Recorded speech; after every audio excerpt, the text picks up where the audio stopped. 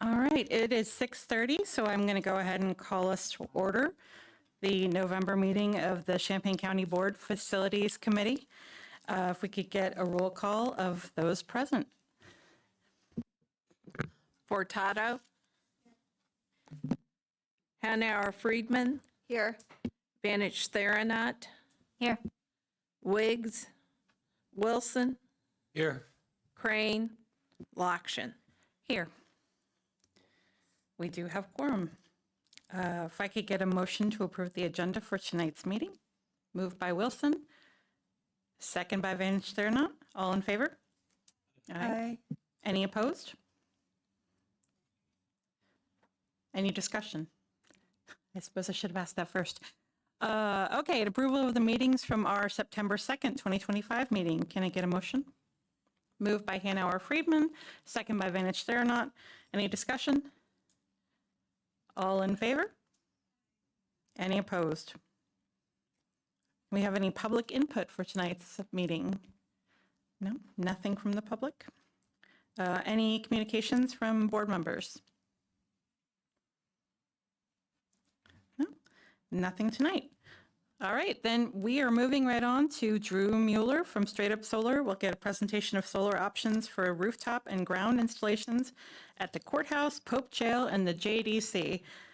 We have handouts on our desk, and Drew is going to come up and set up his laptop, so we'll give him a minute here. So while they do that, I'm just going to give a little bit of context. So we, I think should become Dr. Store's legacy for the county. We put in the geothermal unit when we did the jail, and we get a tax rebate for that because we don't pay taxes, so we don't get a tax credit, we get a tax rebate. I've been working with CLA to slog through all of the requirements to file for that and get that check issued to us. We've reached the finish line, and it's looking like the rebate is going to be $885,000, which is significantly more than we originally thought. So the reason Kate and Drew have been working on this project is I asked Kate to put together options for us to come to you all and say if we could keep the 885 and roll it into the next energy efficiency projects that we could be doing for the county. And solar seems to be the most beneficial for a variety of reasons. We can do it for multiple buildings. So this is just the beginning of that conversation. I don't know a whole lot about solar actually, so I'm looking forward to this, but this is just kind of what I wanted to kick off that conversation with, is keeping that 885 snowballing forward so that we can continue our energy efficiency projects.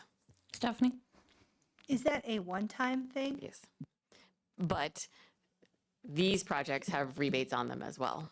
So we can continue to do more projects that have rebates in them. So we can continue to do projects that we are putting out a chunk of cash and still getting money back. So we could keep this going for probably quite a few rounds of projects until we've kind of run out of like big ticket things that we could be doing for energy efficiency.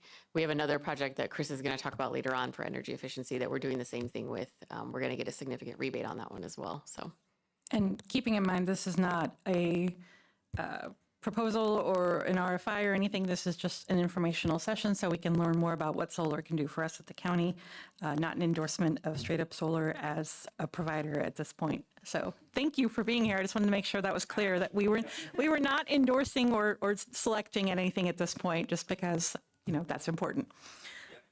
Thank you. Take it away, Drew. Oh, actually, if you could hit the button on that.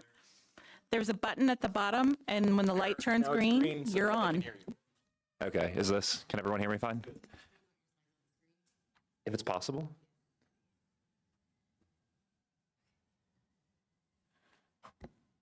And while we're figuring out the slides, oh, all right, well, we figured them out. So yeah, just as I spoke, this is very much, all four of these proposals that we got together are very much in the budgetary phase anyway. So if you guys were further down the process, this isn't anything that's, contract ready by any means. This is to give you guys an idea on what each of these looks like. If this is something that looks kind of in the ballpark of what you would consider, there's next steps for us to sharpen the pricing from here. But yeah, really just a high level on what each of these look like. And just real quick, tiny bit of background about Straight Up Solar. We have an office in Bloomington, which is a little bit closer to you guys. We have one in St. Louis as well, but we've been around since 2006. So we're coming up on 20 years in business, which for a Midwest solar company is a really long time. We have 120 employees currently. That includes 8 full-time in-house installation staff. Most of our employees are actually installers. We have a really robust in-house service and support staff as well.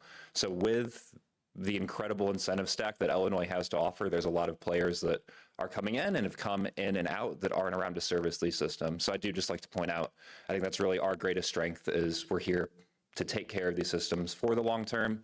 We'd be rolling trucks again out of St. Louis or Bloomington should there ever be any kind of an issue on these energy plants that are going to be producing for the next 30 plus years on any of these buildings that we're looking at. So anyway, that was just a little bit about us. What I'd like to do is just fully kind of walk through one of these proposals, which we're looking at the adult detention facility here first, because all of the proposals are going to flow the exact same way. Obviously, the values are going to be different, but want to fully go through one of these, address any questions, and then if we want to walk through some others, we can, but again, they're going to flow pretty similarly. Does that sound good? That works. Thank you. Perfect. So yeah, this is just north of the detention facility here. Just using that, yeah, currently kind of unused ground, which the reason for this size is it's closest to all the main electrical equipment there. So this is us as short of a path as possible. I'm actually going to skip this project summary page for a second. We will get back to that. But then this third page here, this PV system details page, shows from a high level what this project looks like without taking into account the 800 and some odd thousand that you guys have towards this program. But total system cost just over, and this system is something that's offsetting a little bit more than half of the usage, which we'll look at the savings and what that looks like in a second. But total system cost just over 1.2 million. With this SREC incentive payments is a cash incentive that comes from the Illinois Power Agency. The way this incentive works is they're paying you for 15 years of clean energy production. The way that they do that is they front load that over the first 7 years. So you receive that within the first 7 years. To be a part of that program, they do have a couple of fees. There's an application fee, which is listed here as well, of $10,000, and there's also this bond. So they hold on to this $24,000. It's 5% of the total incentive. You pay it up front, and they give it to you back at the end of year 15 when your contract with them's over. They just hold on to that as collateral. So those are those couple of incentives there. Another cash incentive is the smart inverter rebate that comes directly from Ameren. You guys get that within 90 days of the system being installed, and that's just a check for $134,000 for this system. And then the other big incentive here is this direct pay. So what this is it's nonprofits / municipals version of the federal tax credit. So this used to be an incentive only for-profit organizations could take advantage of. Now it's something municipalities can as well. And a big change coming up with this is there's a few deadlines coming up to be able to be a part of this program. The soonest one here is December 31st of this year, where you would have to have this project safe harbored prior to that. And what that saves you from is there's these FEOC or foreign entity of concern requirements that are coming into play January 1. They're yet to be defined, but the equipment used for it, there's going to be a huge surge in demand for. So a cost increase. That exact amount's completely unknown at this point. So prior to December 31st, you're not at risk for those cost increases. Past December 31st, up until July 4th, you can still get the 30% federal tax credit as long as the system is installed before the end of 2029. So that's kind of the big couple of horizons. Past July 4th, you'd have to get it installed before the end of 2027.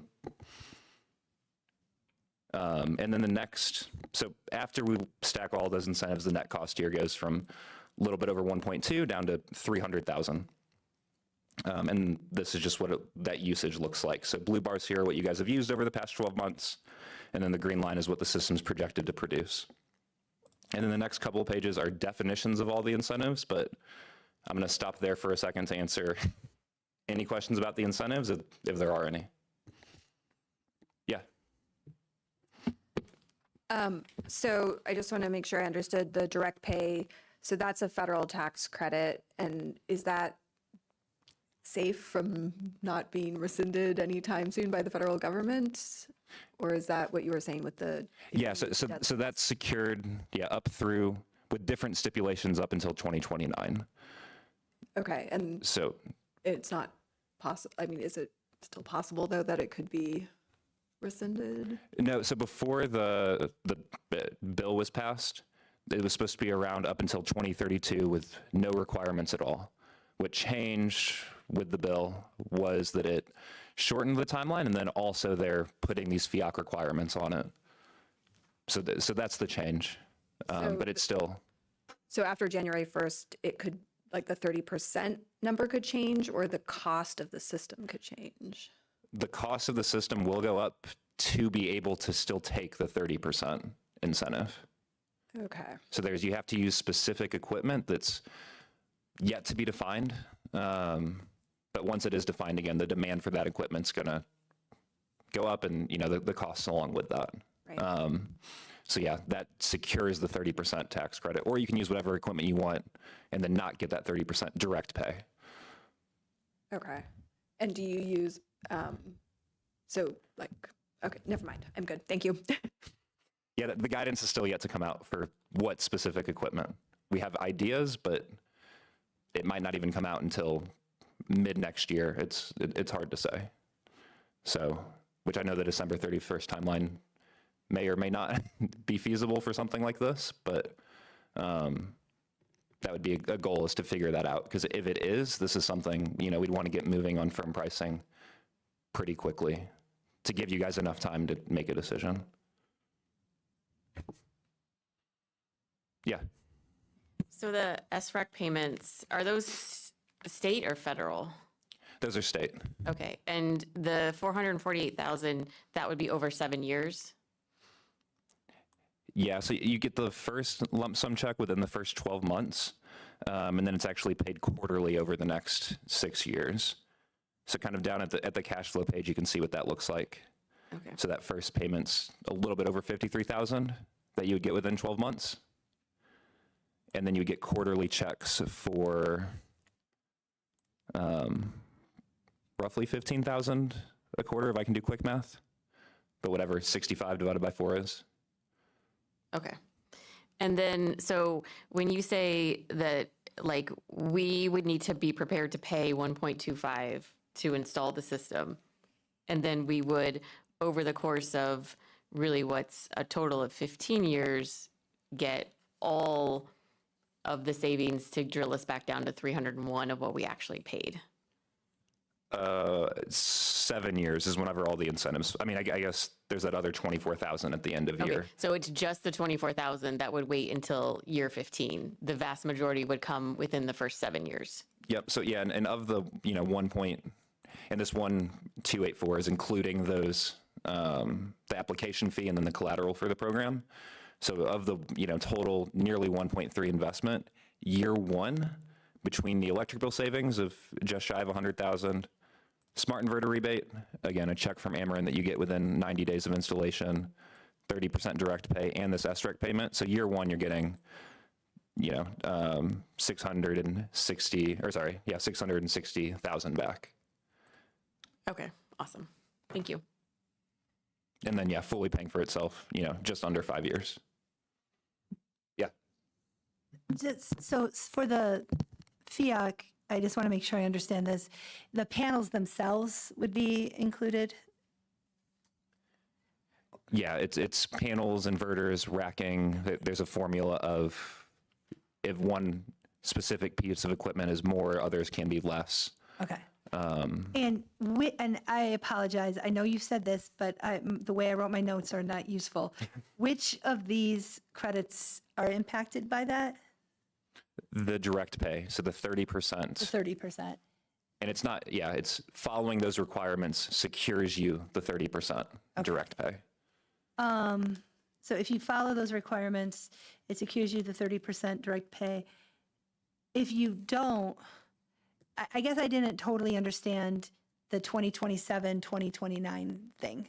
That part I just didn't quite follow. So like Yeah. if we don't have a project in by December, So, Yeah. yeah, so you can safe, and by end, so we're able to safe harbor these projects. So the December 31st deadline okay, for us would mean a contract signed and 20% of the total project costs paid toward it. okay, That allows us to secure enough of the equipment that we mark as this is Champagne's equipment. gotcha. It's in the warehouse for Champaign. We procured that and paid for that, or really we paid for it and labeled it as that prior to December 31st. Okay. And that safe harbors the project to where past, you're essentially locked in on that December Sure, sure. 31st date.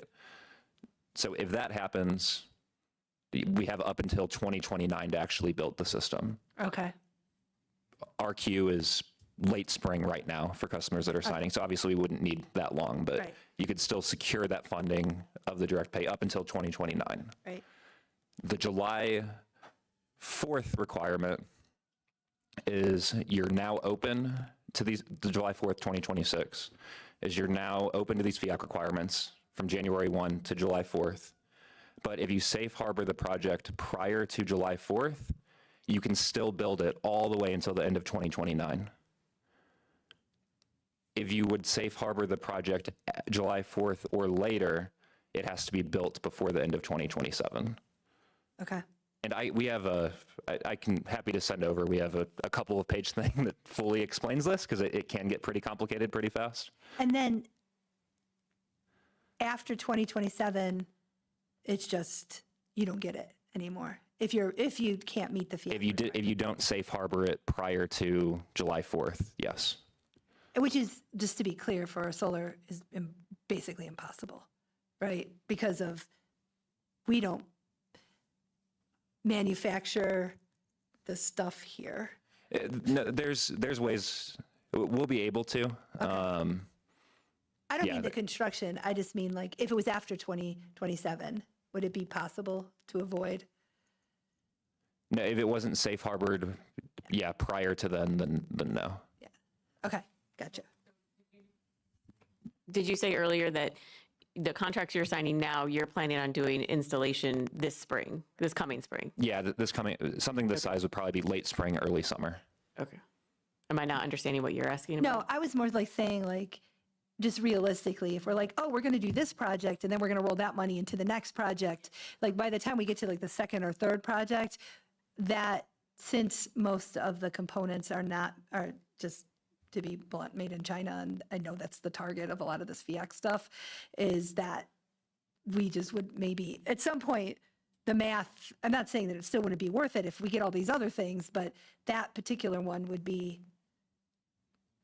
gone, more than likely. It's, Unless the United States all of a sudden starts ramping up and manufacturing solar panel components. yeah, so there's, and this may be a little bit of a tangent, but there's a lot of steps with that. So the actual like wafers are vast majority made in China. But the actual panel manufacturing, we actually do have a decent amount of here that we're using for this anyway. So that's taking the panels from a cell level, putting them together and making the actual panels. So that we have a decent amount of domestic. So there's ability to do it. It's just the domestic stuff is going to get a lot more expensive once that's a requirement, because the demand for it is going to outweigh supply, because everyone is going to shift towards using that. And I promise, I feel like I've gotten us too far in the No, you're good. Does FIAC kick in if there's any components, or is it there like a percent, like, do you know what I mean? Or does it have to be a specific percentage of the project? There's a percent basis. Right now, the best guidance we have is to use, there's a current incentive called domestic content, which we're following now. Again, the guidance is kind of yet to be clarified. But there will be a bridge. It's just what that looks like and how much more expensive that equipment is the question mark. So that's the risk you're giving yourselves by not being able to safe harbor this year, is an unknown cost increase, frankly. So, yeah. All right, I'm going to scroll back up. So yeah, there were the couple of definitions of all the incentives. And then this just showing the current electric bill. So for this facility here, what solar does the best job is taking a bite out of the actual energy you're using. So you can see there's a few different line items on your bills. There's a fixed amount of $140 a month. This energy portion of $185 over the course of the year. And sorry, we're on page 7. And then yeah, demand of just shy of 60. So the total bill currently is $246. Our goal is to take a big chunk out of this energy portion. So then with this system, bless you, the energy portion goes down to 99. So the total amount over the course of the year goes from 246 down to 147. So year one savings at this one facility is just shy of 100,000 at Ameren's current rates. Obviously, as those rates go up, you're saving more. Which for the long-term savings for this, we assume a 5% utility escalator. So we're assuming on average, Ameren's going to raise their rates by 5% a year, which I would argue is conservative, but that's why in the long-term savings, you see the savings go up by a little bit each year. To that point, the savings also factor in. So these panels are warranted to degrade less than 2% the first year and then less than 0.5% each year after that. So the panels themselves are warranted for 25 years, where at that 25-year mark, they're warranted to produce at least 86% of what they did year one. So that's also factored into the savings, is the system producing a little bit less year over year.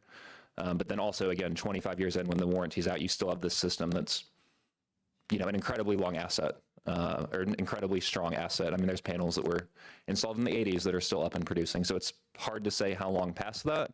We kind of end our financial models at 30 years, but, it could last well longer than that. So that's post-solar, what the bills look like. And then, yeah, there's this that we looked at earlier. So you can see over the life of the system, the savings is, actually, I'm going to scroll, is, yeah, just shy of 6 million when we factor in just the electric bill savings.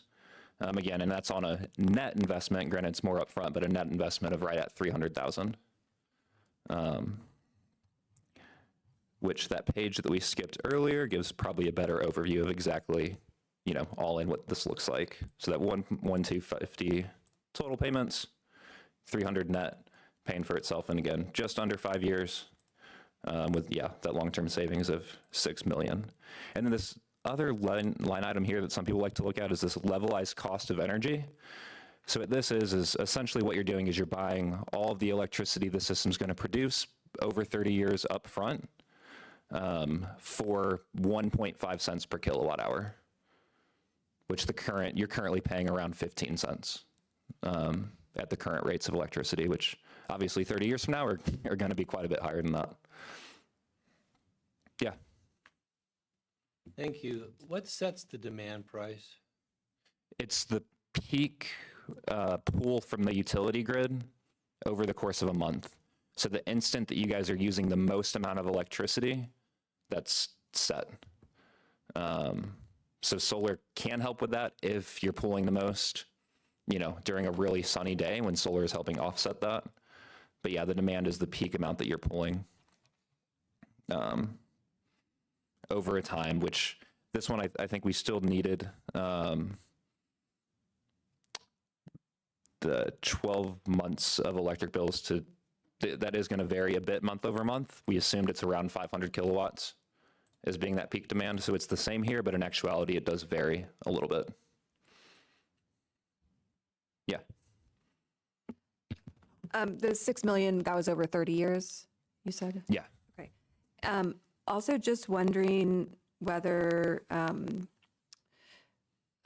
battery storage would make sense for a facility like this, with a solar array set up to provide the power.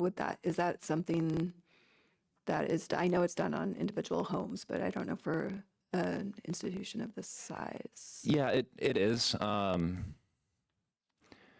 There's a couple ways to look at batteries. One is energy savings. So right now, whenever the system's producing more than the building is using, That's going out to Ameren, and Ameren's giving you a credit for that. It's a credit less than they charge you for electricity. So batteries can be looked at as whenever we have that excess energy, let's save it, let's use it for ourselves later instead of getting that slightly smaller credit from Ameren. A setup like that, I mean, on a project like this, you're still probably looking at roughly doubling the cost of. But then to actually be able to back, if your goal is to back everything in the facility up, you're looking at more expensive than that, and we'd have to look at a larger solar system than this to be able to back anything up for an extended period of time.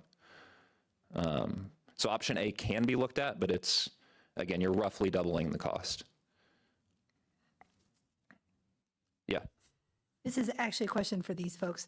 The 885,000 estimated stuff, the tax credit, right, that we're supposed to, that we anticipate getting, what is the timing on that? Probably March, April. Okay. So I guess one of the things, it sounds like for some of these other ones, it's over time, right? Like we don't just get them, right? I think what the furthest out was 5 years. So what's the difference between, is just geothermal different? I guess the credit is just different. Okay. And it's just one lump sum payment based on, So it's because it's not not based on the energy costs of the geothermal, it's based on how much we paid to put the geothermal into the system, like how much we paid to Okay. install the So it's just a system. different structure. Yeah. So like, so for that one, the money to plow it back in would be right away. For this one, maybe that isn't quite the same.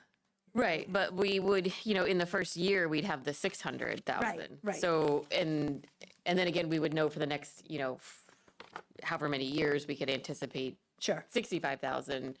So we would definitely need to prioritize, decide which ones we're pursuing, and then build our math from there. Sure. And just to, a full disclosure, we're coming to the board this month with a BUA for utility costs. We are significantly past the budget. The utility costs have skyrocketed. We use a lot of utility, a lot of it. And our BUA is only for October and November. I'm kind of hoping that maybe by the time we get to December, I'll know what our leftovers are going to be from commodities and services.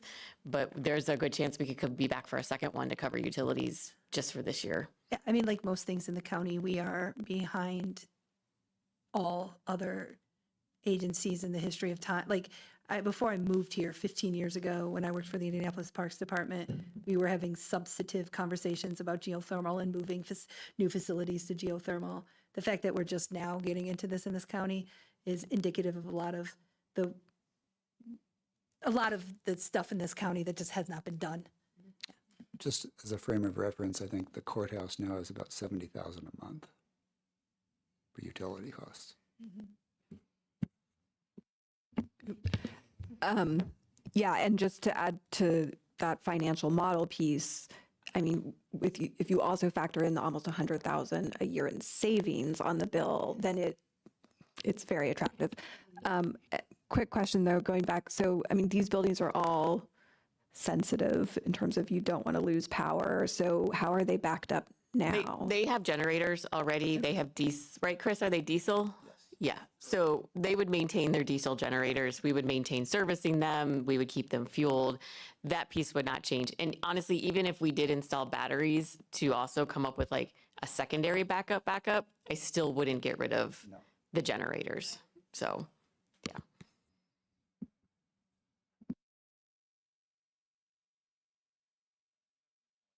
I think your mic turned off. If you could hit that button one more time. Sorry, yeah, I think so that's this proposal. I'm happy to walk through, the few others if you guys want, or there's any particular one that, any of you really wants to kind of do a deep dive on, or we can briefly go over the financials on the rest of them. I think, oh, sorry, go ahead. I was just going to say, I think my focus is the two detention facilities, just because of the land that we have around them that makes it easily accessible. And there's just so many things up in the air with the courthouse right now that I worry about us investing in something there and then having to horribly tear it out later because we need to do something different with that building. And I think we could make a significant difference with just the two detention facilities. So I don't know if you want to go through the JDC one, but that's just kind of what I was thinking in terms of what the priorities Yeah, would be. I peeked ahead and saw the JDC one is pretty budget friendly, so I would love to hear more about that as well. Okay, yeah. So yeah, moving on to that one. And again, these are going to flow exactly the same way. This one we're able to, there's just a lot more available roof space as well. So yeah, able to get a really good size system up just using the roof. And then yeah, decent amount more budget friendly than the courthouse. So yeah, I mean, total cost for this one's $400,000 on something that's offsetting, 63% of the usage on this facility. Again, so 400,000 total cost, net cost ends up being, 113,000 after all the incentives flow back. You're still not ever really producing more than you would use over the course of a month, which is ideal from a savings perspective. You don't ever really want to be doing that. So this follows really nicely, right? The month that you guys are using the most amount of electricity is also the month that the system's producing the most. So it follows that curve really, really nicely there. And then, yeah, exact same incentive stack. Whereas here, the bill goes from 63,000 over the course of a month to 36. So saving you a little bit over $27,000 year one. And then this cash flow looks really, really similar, just smaller numbers. So fully paying for itself in just over 5 years. Again, total upfront investment, $412,000, including all of the application fees. And you're getting $203,000 back within the first year of that $412,000 investment. Ellie had a question, sorry. Michelle, can you just talk a little bit more about whether we're looking at rooftop versus ground installation for the 2 detention centers? So for Pope, it's ground. For JDC, it's roof, is my understanding. Only roof. Yeah, at JDC. I mean, we could probably go back and revisit that. We are getting ready to put in that perimeter fencing, though. We could put it inside the double-layered security fencing, and then the panels themselves would be protected. I'm not exactly sure what the ground square footage is, but I think we have a lot of land out there. I'm sure we could come up with something if we didn't want to do the roof at JDC. Is there a reason why we couldn't combine the two into one ground? I think the issue is, because I think I did ask this, and I think the issue is connecting the power from the grid to the 2 buildings, and the distance to get from the grid to JDC would really diminish our savings. Yeah, Thank you. because that was my original idea. Like, let's build one giant one and connect everything over there to it. Yeah, and I think the adult one that didn't look like there was a ton of additional available ground space other than what we're already using. Yeah. The other side of the building is the geothermal Yep. area, so we can't use the south side of the building because we've got the geothermal area and then we've got that retention pond. So the north side seemed to be really the only option. And then the front had kind of some rolling hills, which is a lot more difficult to. I mean, if we wanted to look into grading, we could, but I think Stephanie had her hand up. Oh, just a quick follow-up. When was the JDC roof last redone? I think it's actually been done pretty recently. Yes, Chris, did you? He said,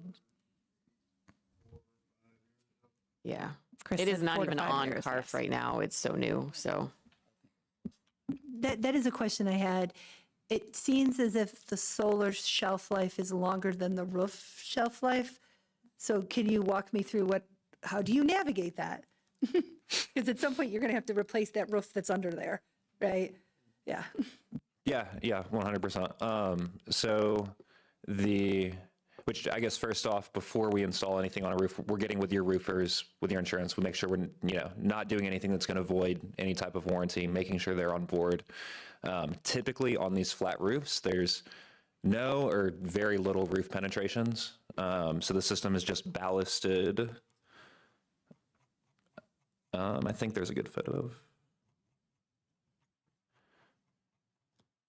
There actually might not be. It's just ballasted on a flat roof, so there's it's just frames and then essentially cinder blocks that are holding the system down. It's very, very low slope. You're not going to see that they're up there. So then anyway, we're getting with the roofer with that to make sure that it's also covered under your building insurance. So that is another, in my experience, really marginal additional expenses covering these. But then should the roof need to be replaced and there's any type of claim on it, what we see is, they're paying for the removal and replacement of the panels as well. But we do have a full-time crew that's what they do, is they remove and replace. We had some pretty serious tornadoes and hailstorms and all the fun stuff in St. Louis earlier this spring. So yeah, it's common and is under the insurance policy. If the roof is just old and needing replaced and there's no claim at all, that is an expense to you guys. I can get together what our rough current costs are for that. But again, most of the time it's insurance that is paying for that bill. Is there any extension to the life of the roof by having solar panels covering? Okay. Yeah, for the part that they're covering, yeah, right. Like it's now a shaded, protected portion of roof.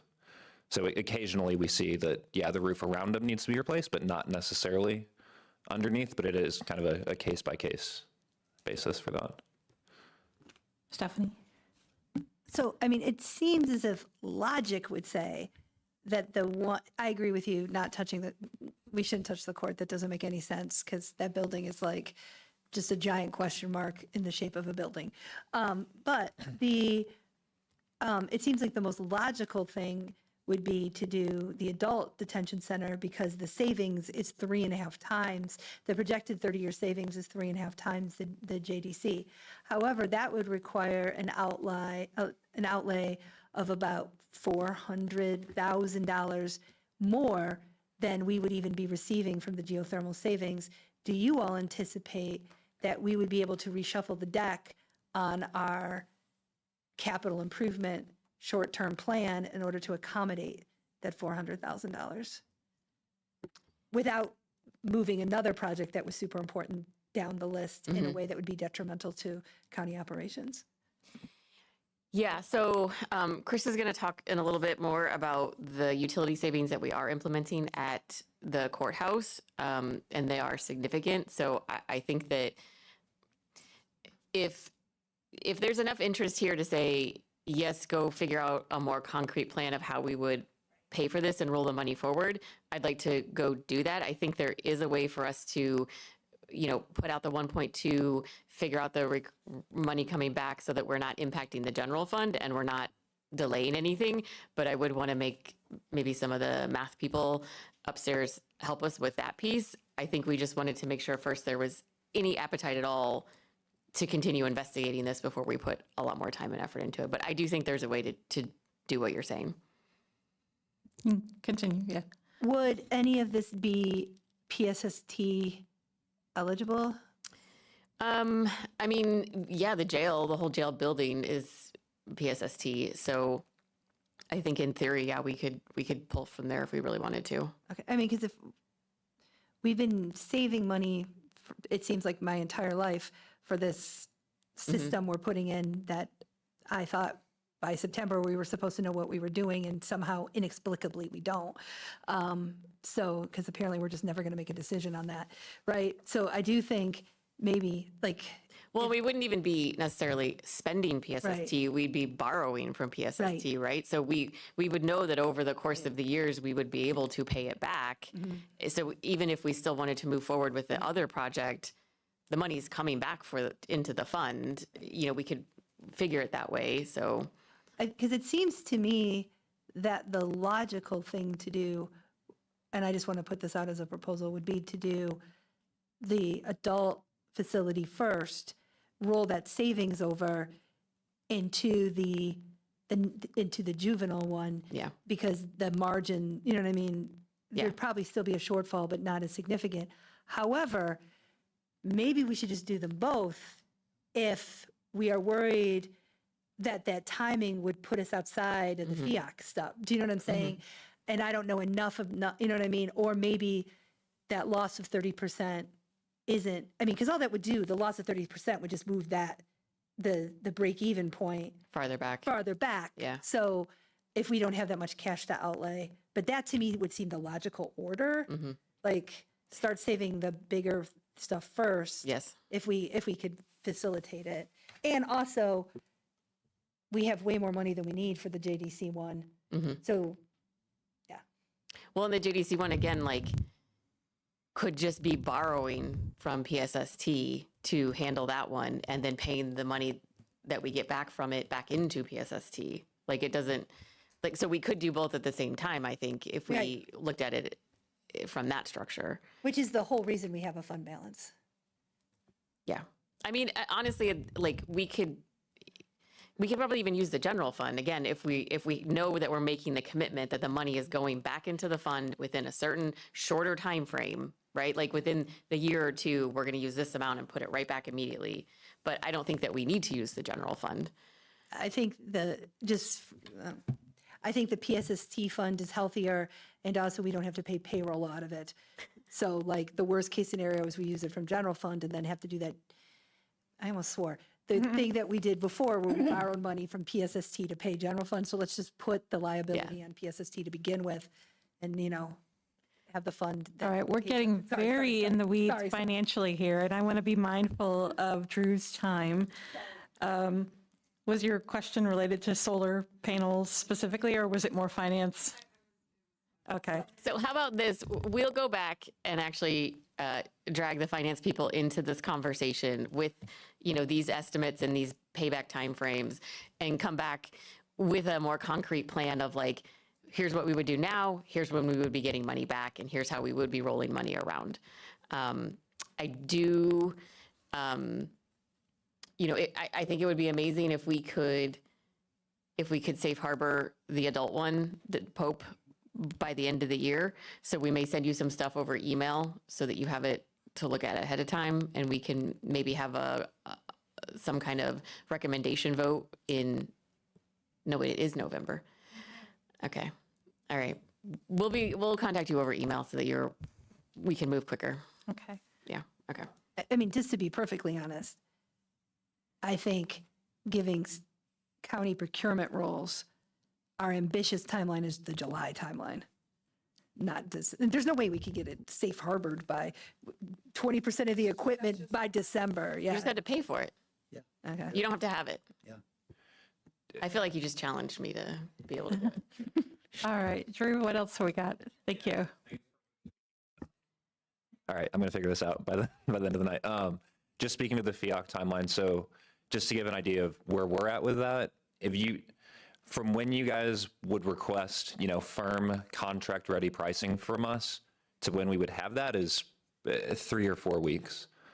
So, it's currently already going early December, and then obviously after that would be a contract signed. And we couldn't, technically you could sign a contract on December 31st and pay the 20% on December 31st, but ideally it would happen prior to that. But for us to get firm pricing, what we do is we coordinate with Ameren, which towards the end of the year, they're busier and busier, but we would meet at, whatever sites you want firm pricing on with Ameren.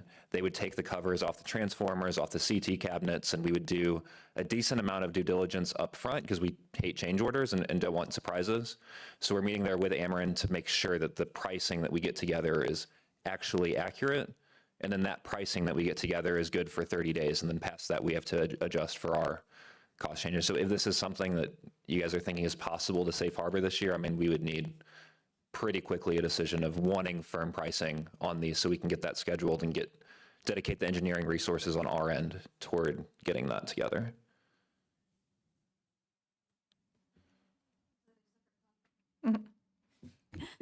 Is doing all that a separate cost outside of all of this, or is that something you guys just build into the price? No, it's included. So it's with, again, if these numbers look like something you want to do, it's not something we do for anyone, but if you look at this and are seriously considering moving forward on this rough budgetary number, then we do the upfront work for it.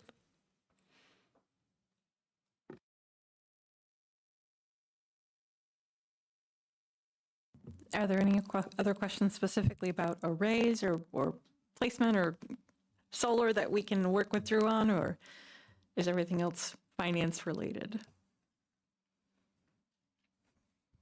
I think everything else must be finance related. If you have more that you would like to present, go right ahead. We can No, wrap up otherwise, yes. No, yeah, I think that's it. I'm going to get some rough kind of remove and replace costs over for the juvie. I'm going to send over just our information on safe harboring. So like I said, it's a couple page PDF that I think would be helpful. And then I guess, yeah, is there a good email address that I should send this to? Should I just send it to Kate? I would keep working with Kate, Okay. please. She can get that to us. Thank you. Okay. Well, yeah, thanks some.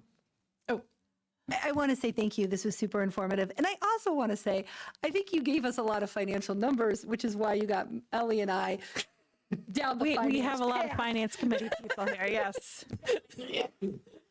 I just, again, wanted to make sure that we're mindful of Drew's time and hitting him with the questions that are specifically about solar and not about the county budget so much. All right. Thank No, you so definitely. much for Appreciate coming. it, guys. Thanks. Okay, moving on to new business. First up is a discussion and approval of MEP Engineering Services RFQ. Michelle, take it away.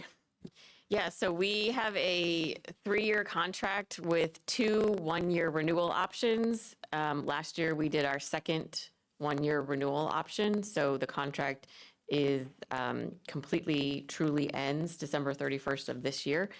I took the previous RFPs for both of these for engineering and architect, and I just updated them with dates, updated our building list. They're generally the same RFPs that we used beforehand, and I would just like to get them released per the schedule that they have in them so that we can be in compliance come January 1st. So. Any questions on Stephanie? Go right ahead. I know for some, like, for our audit RFQ, like that we have a requirement that it's not the same firm over and over again. Is there any similar type of thing? Like, is there a possibility that even though we've gone through the 5-year with the current people that we could end up with them again? Because I think we would all agree we've had some really good services in the facilities. So I just was wondering if there was any similar sort of like. No, and from what I can tell, we've been with some of these companies for 20 years. So, and I didn't read anything in that when I was updating the RFP. So we do have a pretty strict grading rubric for this. So I think as long as we abide by our RFP procedures, we can pick who we want to pick. Yeah. Is institution, because I do think that there's some level of institutional knowledge, do you know what I mean? Is that something that can be factored into the grading rubric? Yeah, for sure. Yeah. Because I mean, there's like experience with the county, and then there's experience with your, like when you're talking about like our courthouse, people like that know what the heck we're talking about, there's an advantage to that, Oh, right? no, right now, Chris and I are playing this really fun game of, well, I'll call these 2 companies and you call those 2 companies, and we got to find somebody who has the records for this. So, and usually we do find which one has it. So one of them does, but yeah. And then they tell us all kinds of things that, well, back in 98 and we're like, okay, great, thank you. So. Within the selection criteria that we have here too, it says, experience, qualification, and references, which could cover experience with the county, but also any other matter that the county staff deems to be in the best interest of the county. So if we wanted to put a percentage of selection criteria towards, I don't know if that's typical within county RFPs, but we could deem that as an important factor to us. Yeah. And if any of you want to be on the RFP committee, please don't all volunteer at once, but we'd be happy to have some of you. So, Stephanie? Might be a question, I don't know, what exactly is the difference between architectural services and engineering services? Or maybe you can answer that. Like, like whenever I've done projects, like the budget category is always A and E, and it's super, right? We have 2 separate, like, what delineates which goes to which? So from what I've learned in the last couple of months, it is to me, it seems to be what phase are you in with the project? Like, so for example, we are getting ready to do a study with the architect firm on the status of the courthouse roofs. which specifically will not include mechanical, engineering, plumbing kinds of things.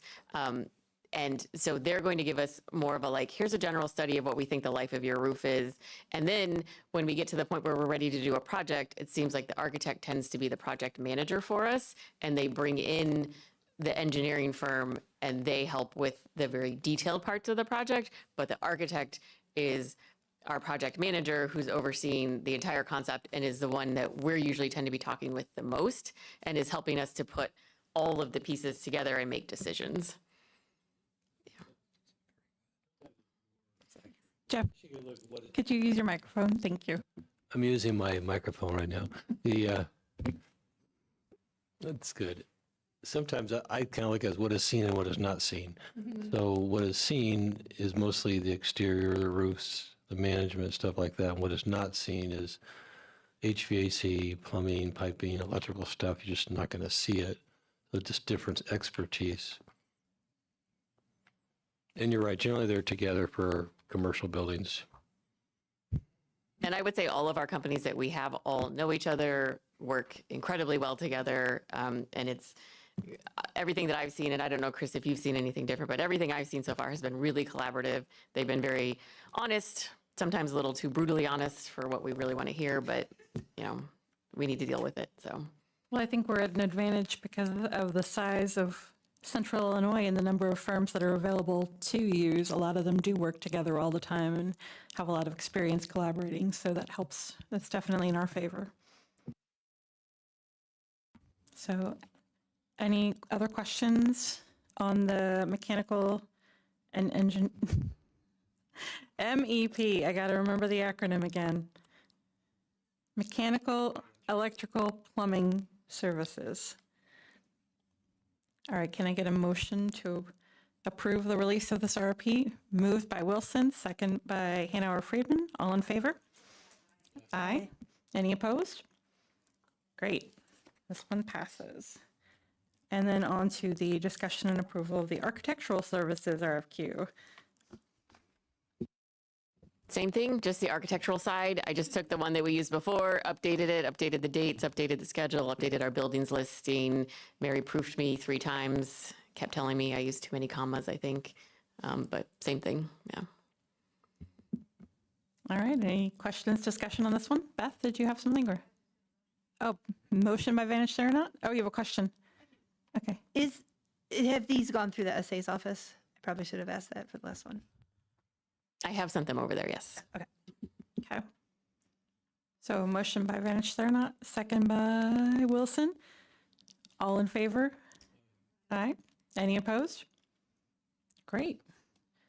Looking forward to some engineers and architects. Moving forward, Chris with the updates to the courthouse digital controls upgrade. Chris Smith, thank you. Good evening.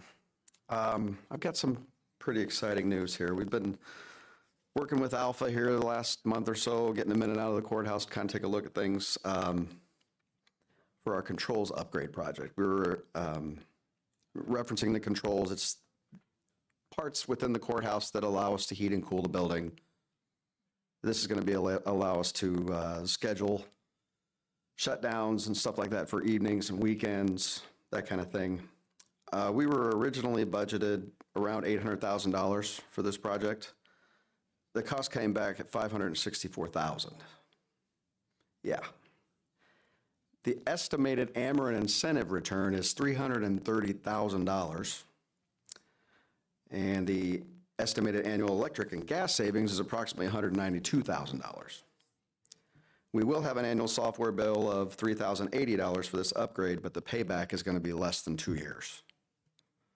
So this is pretty substantial, especially at the courthouse. The installation's starting to ramp up, and the word I got was they're hoping to have this by done and installed, running by June of '26. They're hoping to be sooner, but they can't promise that, so. Oh, questions for Chris? Yeah, I noticed the caveat, to complete after parts are in. How are we looking on the parts coming in on time? For them, I think they're looking pretty good on parts. Availability for them, yeah, I think they're looking pretty good on parts, That's good. That's from the little bit that I've got about Usually it. here. Yeah, that's a good thing. Stephanie? In a former life, when I was with the Parks Department, I was on the committee that was working with Johnson Controls, going through facility after facility, doing this very kind of thing. And this is just a weird comment.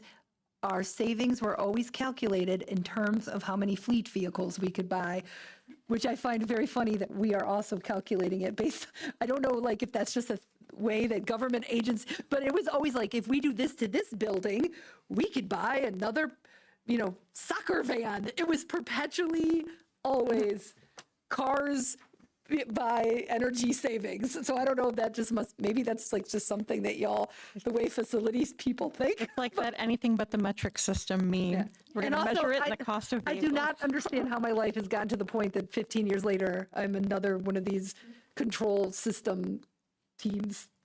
Wait, so how many vehicles will we get? 4 a year. It offsets the cost of 4. Yeah.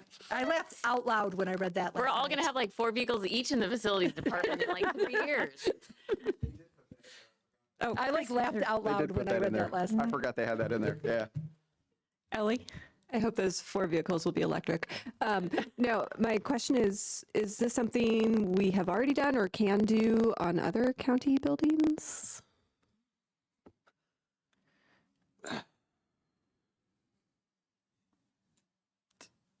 Potentially, yes. That's the oldest of all of it, is the courthouse, which this should have been done quite a few years ago, but it was costly and we didn't have the extra money to do it. Second oldest is probably Brookins. So, yeah. Yeah, it's like we have it here, right? We installed it here. So this one's done, courthouse is done.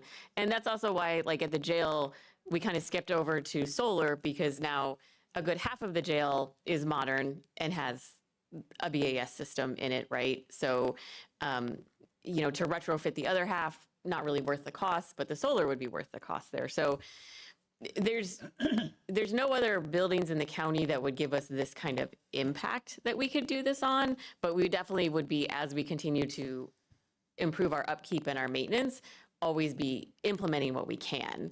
And actually, it's going to come up again later when we talk about the ILEAS stuff. It's part of the ILEAS plan. We would be updating the BAS system with that whole process, so that would reduce those utility bills over there as well. So it's always like at the top of the list of energy savings is how old is the BAS system and can it be updated? So I'm sure you'll hear about it again over the years. Yep. But this is just like, I think Chris and I were both dreading these numbers coming in, and then he got them and checked them like 18 times because we were both just like, are you? I was emailing for confirmation. I'm like, sure, this is right? Yeah.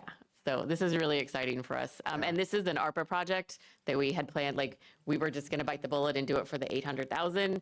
So to have this come in even less, and get it done next year, I'm hoping that next year, again, we're not coming back for any budget amendments on utilities because of this kind of work. So thank you. And they were kind of reluctant to deliver they was like $564,000.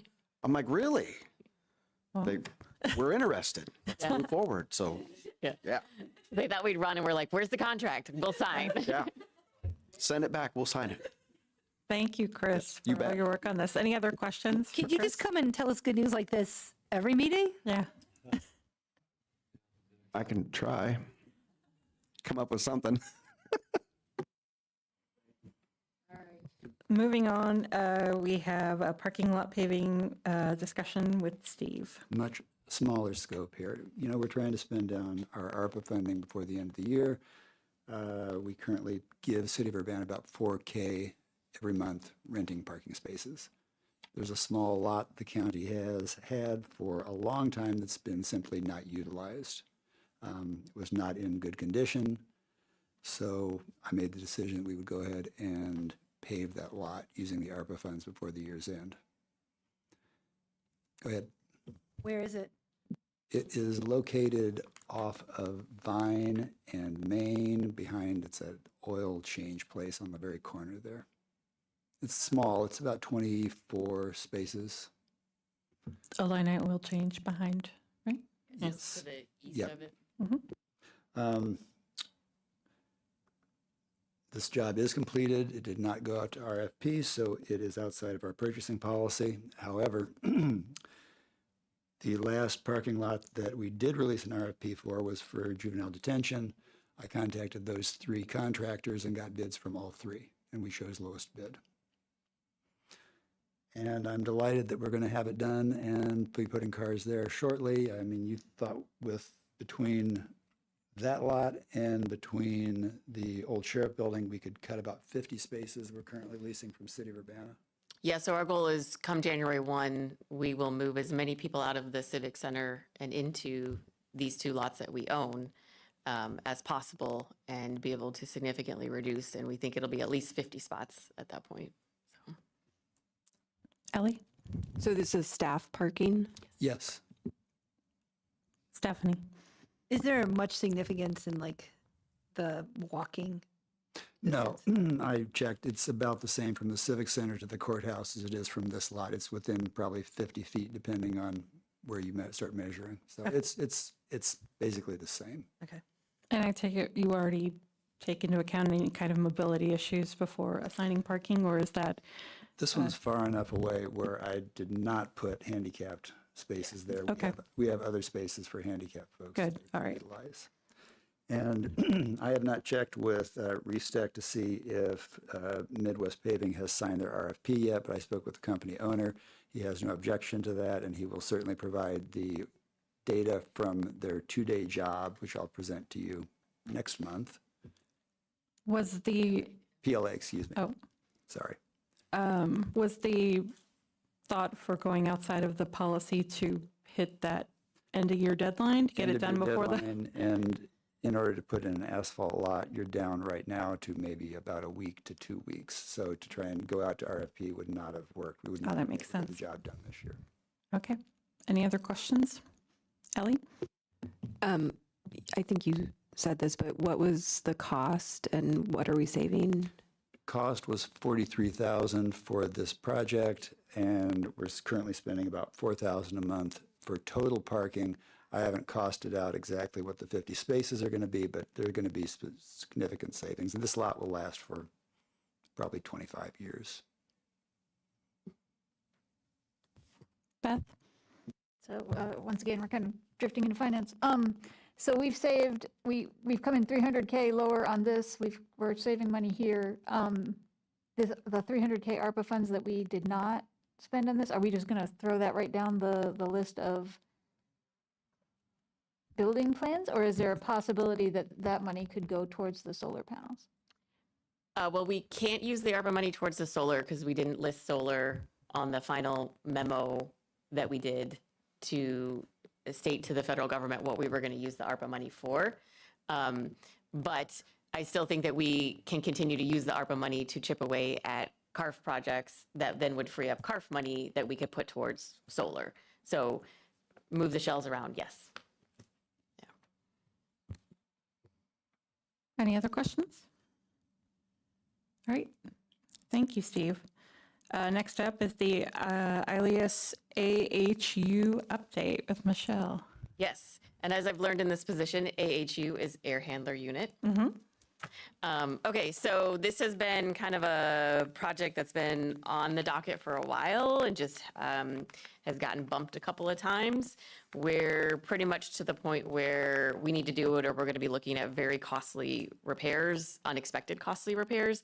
And we will save ourselves money if we time it with the old nursing home destruction, because in order to get the air handler units in, knocking down half of the building and having a big hole into the basement will be useful for us. So we're going to take advantage of that. So I don't need anything from you tonight. I just wanted you to be aware that this is moving forward. This is an actual CARF expense for next year. It's not ARPA, it's CARF only. Ilias rents the whole building. This would replace all of the air handler units, and we are kind of slowly So, air handler units are one thing, but then they're connected to like a whole bunch of other things. And so picking the line of when are we going to stop replacing 30, 40-year-old heating and cooling equipment is a hard line to find, right? Because we're already doing the project. So it's more cost efficient to replace as much as possible now, but at some point we're going to run out of money. So right now the estimate is around $950,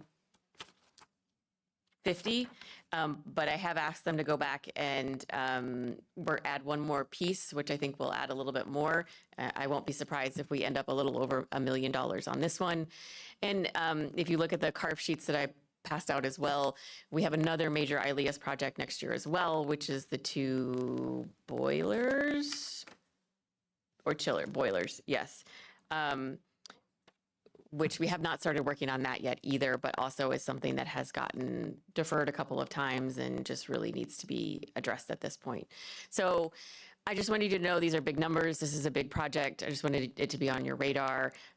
We have a pretty aggressive timeline there from GHR because we do need to get this done based on seasonal work. And then also we need to get it to coincide with the nursing home demolition. So I probably will be back with the contract to be approved. I think, yeah, in the early January, at the January meeting, we will hopefully have the RFP bids back and be ready for approval. Well, I think hopefully some of what's on the next up on the agenda here will help allay some of the fears because we're covering a lot of the CARF stuff with the ARPA money that we're chipping away at. So, Yeah. Yay. Okay, Beth. When did the demolition get scheduled? I am still waiting on the timeline for that. I have asked that we have that completely done and ready to issue the RFP for that by the end of this year. Demolition Including the nursing home, for the nursing home, yes. The Okay. old nursing home. right? And is that prior to selling? Are we going to try to sell the lot or are we going to? No, This this is is the old one. So the house that's How attached. many nursing homes do we have? Many, because ILEAS, so there's the old nursing home that we closed recently. Okay. And then ILEAS is the old. Original nursing home. No, old It's nursing another home. nursing. And then the very old, terrifying looking house attached to ILEAS is the old nursing home, which used to actually be the county poor farm. That's like the first one. So these are the ones that Is are it off of Main haunted? Street. Yes, I've been in it. It is absolutely haunted. And they will come out and they will scare the crap out of you, yes. Yeah. I was gonna say, if you're driving past that property and you're like, why is there a literal haunted house on our property? That's the old. It's got asbestos, it's got mold. It is, I think for the size that it is the most expensive demolition we could possibly end up with, so. So wait, but we're demolishing both the haunted house and the old. The haunted house is the old. Yes. So what's being demolished? The haunted house. The haunted house. Old. Okay. And then ILEAS about is the the old- old. Oh, okay, And they're okay. connected. They're Right, connected. So we're Got gonna it. cut them off. We're fixing ILEAS, demolishing the haunted. Okay. Yes. Yeah. These are very technical terms. You should see the maintenance guys when I talk. They just shake their heads. They're like, this is. Are there any other questions Yeah. about the update on ILEAS? Okay, we're good there. Thank you. Michelle, moving on to the CARF list update, which we have all distributed to us. Yeah, so again, I don't need anything, I just, informational purposes. I broke it into 3 different because it was really confusing for me to read the whole CARF list with the different ways that we fund the things. So that's why I broke it up between things that are funded by the general fund, things that are our rental buildings. So yes, we do fund it by the general fund, but it's not a building that we use as the county particularly. And then buildings that are just ours, but they're non-general fund, which for the most part is just highway. And we don't have a lot going on in that one. What I want to say about this is I think that next spring, the ask is going to be that at that point, we need to do a pretty comprehensive review of all of our buildings because we have now moved around a lot of things. We've moved up things, we've deferred things. So I don't think that, I think we're fine to get through next year with these projects put into place, but I would like to end next year with a more updated, comprehensive CARF list that is based on a very recent complete survey of the county facilities. Stephanie? Is that why 2029 is skipped? Yeah, so like, for example, 29 had originally been replacing the chillers on the courthouse. And I think some other stuff had been moved up from 29 as well. So it gets really lopsided because of the ARPA stuff. So we need to fix that. We also like, you know, there's no Bennett stuff on here. We need to start just thinking, like, obviously we're not going to be replacing it soon, but we need to be writing down and documenting what are our timelines on the things that are here. There's no Brookins on here. We need to have a decision made about that. So again, it'll get us through next year to do things, but we need to have it cleaned up and fully vetted before we go into 27. Any other questions on here? All right. Moving on to the Brookins name discussion. Yeah, so we don't need to do anything right now, but if we keep Brookins, we probably need to change the name. Because it is technically Brookins Administrative Center, which is a bit confusing. So again, I'm not asking for something right now, but I just don't want you to be surprised if we do come back in the next couple of months and we're like, okay, people are really confused. Like, we just need to either drop administrative or we need to rename. We need to do something, right? Because I think the administrative is throwing people off. So just to put that in the back of your mind to be thinking about. And if you just want to do like a quick fix, or if you want to do a more lengthy project and how to rename it, just to give you a heads up that that might be an ask. Mr. Wilson? I'm thinking old. Oh, the old center? Or old, yeah. Yes. Or Quad old.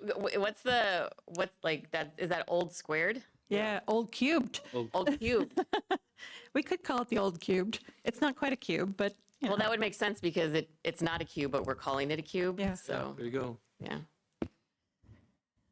All right. Any other Brookins discussion? Stephanie? Yes, I was thinking about Brookins, and I feel like we could turn it into a Formula One style roller derby center.